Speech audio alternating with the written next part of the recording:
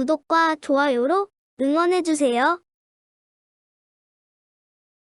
그 보건의료인들이 방역 현장에서 고생했고 또 고생하고 계시죠. 예, 정부가 이런 고생한 보건의료인들을 위해서 의료기관하고 방역협회, 요양시설 등에서 보건용 마스크를 지급을 했는데 그 공적 마스크 공급을 위해서 긴 줄을 서야 하는 방역 일선에서 약국들이 고생을 많이 했잖아요. 그런데 그 형평성에도 맞지 않고 왜 이렇게 공급 대상에서 제외됐는지 알 수가 없는데 매일 환자하고 또 지역 주민들하고 접촉하고 있는 이런 약국과 종사자들에게 대한 형평성을 바로잡기 위해서도 해야 될 거라고 생각합니다. 하는데 여기에 대한 부총님의 생각은 어떻습니까? 제가 의원님 질문 취지를 잘 좀 이해를 못했는데요. 아까 약국이라든가 거기에 종사하신 분들에 대해서 왜 마스크를 무상으로 제공 안 했냐는 말씀. 예, 다른 병원이나 의원, 치과병원, 의원, 한방병원, 한의원, 간호대학, 실습생, 간병인 다 줬어요. 근데 유독 그 공적 마스크를 위해서 애쓴 약국 약국 종사자들에게는 왜 제외됐냐 이런 것을 질의하는 거고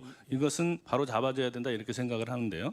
부총리님 소관이 알아서 아니요, 소관상보다도 지금 말씀 주신 대로 그러면 약국이 아니고 만약에 편의점에서 만약에 이걸 약을 팔았더라면 편의점 주인한테 다 마스크를 제공을 해야 되는지 제가 그 필요성에 대해서 저는 의견이 의원님하고 좀 달라서 그런지요. 꼭 지급 대상이 꼭 필수 지급 대상이라고 좀 생각이 잘 안 들어서 제가 좀 의아하게 좀 생각을 했던 겁니다. 그러면 다른 의료기관이나 이런 것도 방역협회나 요양시설도 다 마찬가지여야 되는데 거기는 마스크를 지급을 했거든요. 제가 무상으로. 보기에는 그게 기본적으로는 환자를 직접적으로 다루시는 의료인이라든가 정말로 어려운 계층에 대해서는 정부가 무상으로 제공을 했습니다. 제가 알기로는 하루에 100만 매 이상도 제공을 했는데요. 약국 주인한테 제공하는 것까지는 저는 생각을 못했고요. 혹시 식약처나 다른 부처에서는 어떻게 생각하는지. 자, 그러면 식약처장님께 묻겠습니다. 네, 안녕하세요 선생님들.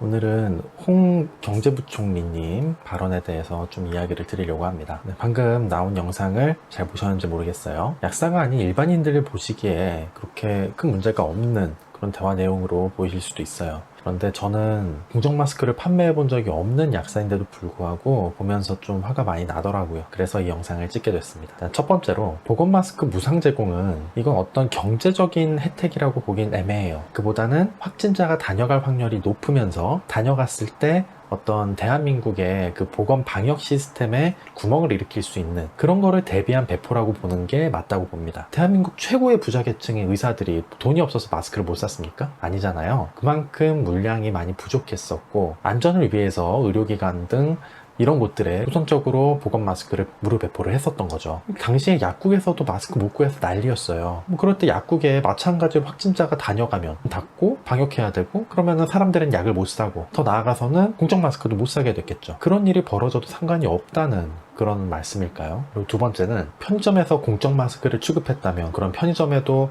보건 마스크를 무상 지급해야 되느냐라는 반문을 하셨는데 당연히 하는 게 맞습니다. 이거를 왜 반문을 하시는지 모르겠어요. 공적 마스크에 공적이라는 말이 괜히 붙은 게 아니잖아요. 정부에서 추진한 일이고 그걸 대신해서 도맡아 한 일입니다. 이걸 왜 인정을 안 해주는 거죠? 결과적으로는 약국의 전산 시스템과 약사들의 전문성 이런 것들을 활용하기 위해서 약국으로 공급처가 결정이 되긴 했었지만 만약에 편의점에서 판매했다면 편의점에도 그 정도의 혜택을 줘야죠. 애초에 물량이 딸려서 약국에 보건 마스크 무상 공급을 못 해줬다 이런 이유면은 아쉽지만 이해를 할 수 있어요. 그런데 편의점, 약국 이런 곳들은 애초에 단순히 점포고 이런 곳들은 보건의료와 전혀 상관이 없기 때문에 마스크를 줄 필요 없다 이런 사고의 흐름은 잘못되어도 한참 잘못됐다고 생각합니다.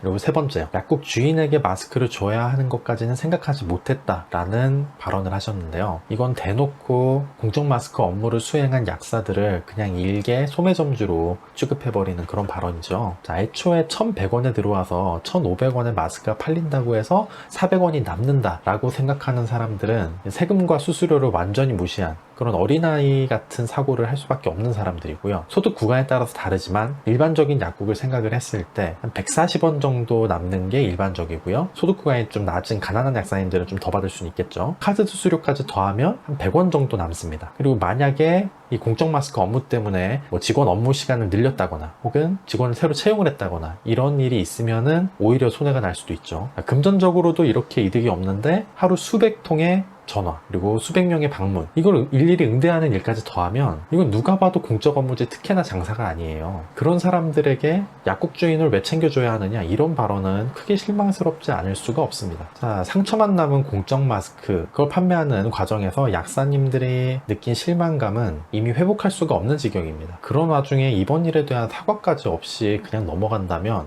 앞으로 약사들은 이 정부를 어떻게 신뢰를 할 수가 있을까요? 지금 현재 진행이 제대로 될지 안 될지도 모르겠는 공적 마스크 면세 조속히 통과되길 바라고요. 아무쪼록 부총리님의 공식적인 사과를 기다리는 바입니다. 네, 이상 정세훈 약사였습니다. 감사합니다.